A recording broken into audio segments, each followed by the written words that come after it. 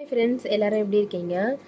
First உங்களுக்கு ரொம்ப நன்றி. ஏன்னா நான் இப்போ புதுசாக கல்யாணம் ஆக போகிறவங்க என்னென்ன தெரிஞ்சுக்கணும்னு சொல்லிட்டு ஒரு வீடியோ போட்டிருந்தேன். நான் சும்மா யதார்த்தமாக தான் போட்டிருந்தேன். அந்த வீடியோ நல்லா போச்சுன்னா இப்போதைக்கு ஒரு 400 பார்த்துருக்காங்க. 400 தானே? அப்படி இல்லை, எனக்கு அது ரொம்ப சந்தோஷம். ஏன்னா என்னோடய சப்ஸ்கிரைபர் பார்த்திங்கன்னா 287 தான். அப்போ 287னா என்னோடய சப்ஸ்கிரைபர் இல்லாமல் வெளியில் கொஞ்சம் பேர் அந்த வீடியோ பார்த்துருக்காங்க. 400 கிட்ட இந்த டேட்டுக்கு பார்த்துருக்காங்க. அப்போனா நம்ம பேசுறதை கேட்டிருக்காங்க.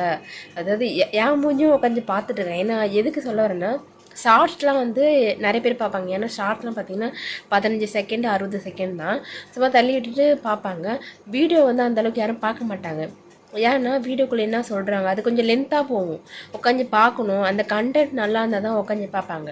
அப்போ அது நான் பேசுறதையும் உட்காந்து பார்த்துருக்காங்கன்னக்குள்ளே எனக்கு ரொம்ப சந்தோஷமாக இருக்குது. ப்ளீஸ் என்னமாரி ஹவுஸ் ஒய்ஃபாக இருக்கிறவங்களும் சப்போர்ட் பண்ணுங்கள். ஏன்னா அவங்க வீட்டிலே இருக்கிறதெல்லாம் கொஞ்சம் ரொம்ப டிப்ரெஷனாக இருப்பாங்க. அதாவது குழந்தெல்லாம் பிறந்துட்டுச்சுன்னா ரொம்ப டிப்ரெஷனாக இருப்பாங்க. அவங்களுக்கு ஃப்ரீ டைம் இல்லை. அதாவது வேலையெல்லாம் முடிச்சுட்டு குழந்தையெல்லாம் தூங்கின பிறகு நான் பார்த்தீங்கன்னா என் வேலையெல்லாம் முடிச்சுட்டு குழந்தையெல்லாம் தூங்க வச்சுட்டு இந்த டைமில் தான் நான், அதாவது மதியம் 3 மணி 3:30 மணி அந்த டைமில் தான் நான் வீடியோ எடுப்பேன். ஏன்னா அப்போ தான் பாப்பா தூங்குவாங்க. காலையில் எழுந்திரிச்சாங்கன்னா அதோட மதியம் கொஞ்ச நேரம் தூங்குவாங்க. அந்த டைமில் எங்கள் ஹஸ்பண்ட் நான் சொன்னேன், நீ கொஞ்ச நேரம் தூங்கு. ஏன்னா நைட்டில் நான் கண்டிப்பாக 12 மணி தான் தூங்குவேன். ஏன்னா பாப்பா கண்டிப்பாக 2 பேரும் பயங்கரமாக விளையாடிட்டு 12 மணி தான் தூங்குவாங்களே. நான் அதனால் டெய்லியுமே கல்யாணத்துக்கு அப்புறமும் சரி, குழந்தை பிறந்ததும் சரி 12 மணிக்கு தான் நான் தூங்குவேன். அதனால் மதியத்தில் தூங்க மாட்டேன். அப்போவே சரி எதனா ஒரு வேலை முடிச்சிடலாமா. அதுக்கப்புறம் தான் நான் சரி மதியத்தில் நம்ம டைம் வேஸ்ட் பண்ணக்கூடாதுன்னு சொல்லிட்டு தான் எல்லா வேலையும் முடிச்சுட்டு தான் நான் இந்த வீடியோவே எடுப்பேனே.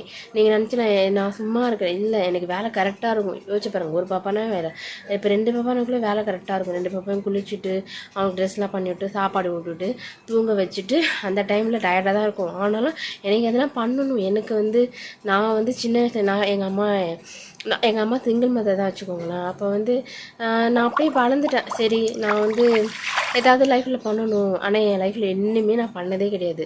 எப்படி சொல்கிறது, நான்லாம் ஜீரோ. சரி கல்யாணத்துக்கு முன்னாடி ரொம்ப ரொம்ப ஜீரோ, ஒன்றுமே தெரியாது வச்சுக்கோங்களேன். இப்போ ஓரளவுக்கு எது தெரியுது நான் நினைக்கிறேன். எது தெரியுதுன்னா அதான் கொஞ்சம் மெச்சூரிட்டி இருக்குது, அவ்வளோதான். சரி ஓகே, நான் டாபிக் வேறு பேச விரும்பல, டேரெக்டாக சொல்ல வரேன். இந்த வீடியோவில் என்னென்னு பார்த்தீங்கன்னா என்னோடய ஃபீடிங்கை பற்றின வீடியோ தான். ஃபீடிங் எக்ஸ்பீரியன்ஸை பற்றி வீடியோ தான். எப்படி நான் 2 பாப்பாக்கும் தாய்ப்பால் கொடுத்தேன். இப்போயும் கொடுத்துட்டு தான் இருக்கேன். தயவு செஞ்சு 2 வயசுல கொடுக்காதீங்க, நான் தப்பு பண்ணுறேன். அதை பற்றி அப்புறம் வீடியோ சொல்கிறேன். அதை பற்றின வீடியோ தான். எனக்கு ஜிப்மரில் தான் எனக்கு ட்ரீட்மெண்ட் நடந்தது. நார்மல் டெலிவரி தான் ஆச்சு. ஃபஸ்ட்டு 1 வீக் நான் பாப்பாவுக்கு தாய்ப்பாலே கொடுக்கல. ஏன்னா பாப்பா 2 பேருமே ஐசியூவில் தான் இருந்தாங்க. ரொம்ப வெயிட் கம்மி. 2 பேரும் பார்த்தீங்கன்னா ப்ரீடம் பேபினா ரொம்ப வெயிட் கம்மியாக இருக்குங்க. அதாவது 1 kgக்குள்ளே தான் ஒரு பாப்பா இருந்தாங்க. இன்னொரு பாப்பா பார்த்தீங்கன்னா 1.5 kg இருந்தார். அவங்க ப்ரீடம் பேபினா 8 மந்த்து அப்பயே பிறந்துட்டாங்க வச்சுக்கோங்களேன். ஆனால் நார்மல் டெலிவரி தான். ரொம்ப குட்டியாக இருப்பாங்க, பயங்கர குட்டியாக இருப்பாங்க. அப்போ 2 பேரும் என்ன பண்ணாங்க, பிறந்த உடனே ஐசியூவில் தான் வச்சுட்டு இருந்தாங்க. கிட்டத்தட்ட ஒரு 10 நாள் ஐசியூவில் தான் இருந்தாங்க. அப்போ எனக்கு உடனே மில்க் சப்ளிமெண்ட்டு வரலை. அப்போ என்ன பண்ணாங்க, அப்போ ஐசியூலலாம் தாய்ப்பால் எடுத்து ஸ்டோர் பண்ணி வச்சுருப்பாங்க. வேறு ஒருத்தவங்க மதர்கிட்டருந்து எடுத்து அதை தான் பாப்பா கொடுத்துட்டு இருந்தாங்க. இப்போ ஒரு வருஷம் ஆச்சு, 10 நாள் கிட்ட அடிச்சு வச்சுக்கோங்க. அப்போ ஹாஸ்பிட்டலே டாக்டர் என்ன சொன்னாங்கன்னா, நாங்கள் இங்கே இருக்கிறதுக்கு உங்களுக்கு தாய்ப்பால் கொடுக்குறோம், நீங்கள் வீட்டுக்கு போனால் நீங்கள் தான் டேரெக்டாக கொடுக்கணும் அப்படின்னு சொல்ல ஆரம்பிச்சிட்டாங்க. எனக்கு பயம் ஏன்னா எனக்கு மில்க் சப்ளிமெண்ட்டே வரல. அப்புறம் அவங்களும் என்ன பண்ணாங்க, அங்கே இருக்கக்குள்ளே பம்ப் யூஸ் பண்ண சொல்லி என்னை ட்ரை பண்ண சொன்னாங்க. நான் பம்பிங் பண்ணேன். அப்பயும் அந்த அளவுக்கு எனக்கு வரல. அப்புறம் டேப்லெட் எது கொடுத்தாங்க, பம்பிங் யூஸ் பண்ணேன். வந்துச்சு. ஆனால் 2 பேருக்குமே 1 hour கொண்டு கொடுக்கணும், அந்த அளவுக்கு பத்தலை. அப்போ அவங்களும் என்ன பண்ணாங்கன்னா ஃபார்முலா மில்க் சஜஷன் பண்ணாங்க. அந்த ஒரு தெம்பு வந்துச்சு. So okay. இப்போ அந்த ஒரு வாரம் பார்த்திங்கன்னா எனக்கு தாய்ப்பால் கொடுக்காம ரொம்ப கஷ்டமாக இருந்துச்சு. ஏன்னா என் பக்கத்துலலாம் அவங்களாம் கொடுத்துட்டு இருப்பாங்க, நான் அவங்களாம் வேடிக்கை பார்த்துட்டு இருப்பேன். என் குழந்தை அழுகிறப்போ உடனே ஃபார்மல் மில்க்கு கலக்கி பாலில் ஊற்றி விட்ருவேன், அவங்களும் தூங்கிடுவாங்க. அது எனக்கு சந்தோஷமாக இல்லை, ஆனால் ரொம்ப ஃபீல் பண்ண வச்சுக்கோங்களேன். அப்புறம் அப்படியே போச்சு. அதுக்கப்புறம் ட்ரீட்மெண்ட்லாம் முடிச்சு ஐசியூலேருந்து டிஸ்சார்ஜ் பண்ணி வீட்டுக்கு அனுப்பிச்சி விட்டாங்க. அதுக்கப்புறமா 3 மாதம் வரைக்குமே பார்த்திங்கன்னா நான் தாய்ப்பாலே கொடுக்கவே இல்லை. அதான் உண்மை. ஃபார்முலா மில்க் மட்டும் தான் கொடுத்துட்டு இருந்தேன். அந்த சிம்மிலாக்கா தான் கொடுத்துட்டு இருந்தேன். இந்த வீடியோ யாருன்னா பார்க்குறவங்க அதுமாதிரி கொடுக்காதீங்க. டாக்டர் என்ன சஜஸ்ட் பண்ணுறாங்களோ அதை மட்டும் தான் கொடுக்கணும், ஓகேங்களா. அப்படியே 3 மாதம் போயிடுச்சு. அதுக்கப்புறமும் வீட்டில் கொஞ்சம் அதே டைமில் எங்கள் நாத்தனாரும் குழந்தை பிறந்தது. அவங்களாம் அவங்களுக்கு வந்து ஒரு பையன் தான். அவங்க வந்து டேரெக்டாக ஃபீட் பண்ணுவாங்க. என் குழந்தைக்கு நான் ஃபீடே பண்ண மாட்டேன். அப்படி யோசிச்சுப்பாங்க. எனக்கு ரொம்ப கஷ்டமாக அது என்னடா இது நம்ம கடைசி வரைக்கும் நம்ம தாய்ப்பால் கொடுக்கவே முடியாது போல், குழந்தைக்கு அட்டாச்மெண்ட்டே இருக்காது போல் நினச்சிட்டு இருந்தேன். அப்புறம் சரி விடக்கூடாது, நம்ம கொடுக்கணும்னு சொல்லிட்டு ஒரு டைம் நான் 2 பேரையும் படுக்க வச்சு இந்த பக்கம் ஒன்று இந்த பக்கம் ஒன்று படுக்க வச்சு கொடுத்தேன். அவங்களுக்கு வந்து அந்த சப்புன்னு தெரியல, ஏன்னா பழக்கம் நல்ல குழந்தைக்கு.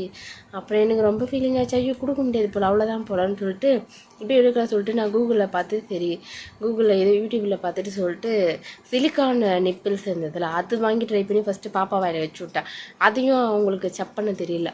அப்படியே போச்சு. இன்னும் 2 மறுநாளும் அதேமாதிரி ட்ரை பண்ணேன், 3 நாள் ட்ரை பண்ணேன். அப்புறம் கொஞ்சம் கொஞ்சமாக அவங்க பிக்கப் பண்ண ஆரம்பித்தாங்க, குடிக்க ஆரம்பிச்சிட்டாங்க. 2 பேரும் நல்லா குடிக்க ஆரம்பிச்சிட்டாங்க. ஆனால் குடிக்க ஆரம்பித்த பிறகு என்ன ஆச்சுன்னா நான் வந்து ஃபார்முலா மில்க் விடவே இல்லை. ஏன்னா அது பத்தாது, எனக்கு 2 குழந்தைன்றது பத்தாது. அப்புறம் 2 பேருக்கு என்ன பண்ணால் என்னோட மில்க்கும் கொடுத்துருந்தேன், ஃபார்மா மில்க்கும் கொடுத்துட்டு இருந்தேன். அப்படியே தான் போச்சு. 6 மாதம் போச்சு. அதுக்கப்புறம் 6 மாதம் நடுவில் வந்து ஜிப்மரில் வந்து வர சொல்லுவாங்க.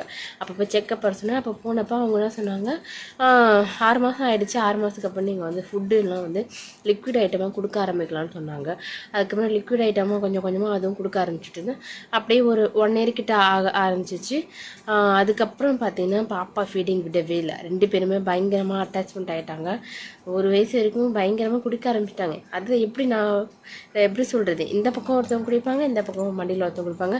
நைட்லேயும் அதேமாரி தான். அதனாலே எனக்கு தூக்கம் இல்லை, எப்படி சொல்கிறது, ரொம்ப ட்ரெஸ்ஸாக இருந்தேன் அந்த ஃபீடிங்.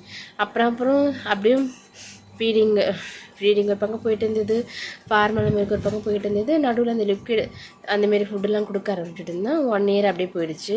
அதுக்கப்புறம் 1.5 இயர் கிட்ட ஆகிடுச்சு. நாங்கள் வந்து ஜிப்மர் திரும்ப போனப்போ அவங்க சொன்னாங்க, நீங்கள் இப்போ கொஞ்சம் அதிக 4 வேளை கொடுக்குறீங்கன்னா 1 வேளை கம்மி பண்ணிக்கோங்க அப்படி சொல்லிட்டு சொன்னாங்க.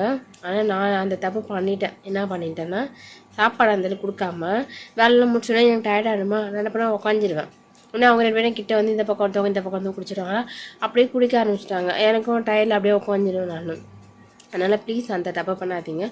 நீங்கள் வேலை முடிச்சா கூட சரி, இந்த சாப்பாடு டைமில் மட்டும் வேறு யாருக்குனா கொடுத்து சாப்பாடு ஊட்ட சொல்லுங்கள். ஏன்னா எப்பவுமே என்னோடய எக்ஸ்பீரியன்ஸில் இப்போ நான் வந்து தாய்ப்பால் கொடுக்குறதுல குழந்தை என்கிட்ட இருக்குல்ல, அதை தான் எதிர்பார்க்கமே வச்சுக்கோங்களேன். அம்மா கிட்டே போனால் பால் தான் குடிக்கணும். இப்போ வேறு யார்ட்டன்னா உருட்டி மிரட்டி சாப்பிட வச்சுருவாங்க. நான் சொல்கிறது வந்து 1.5 வயசுக்கு மேலே இருக்கிற குழந்தைக்கு சொல்கிறேன்.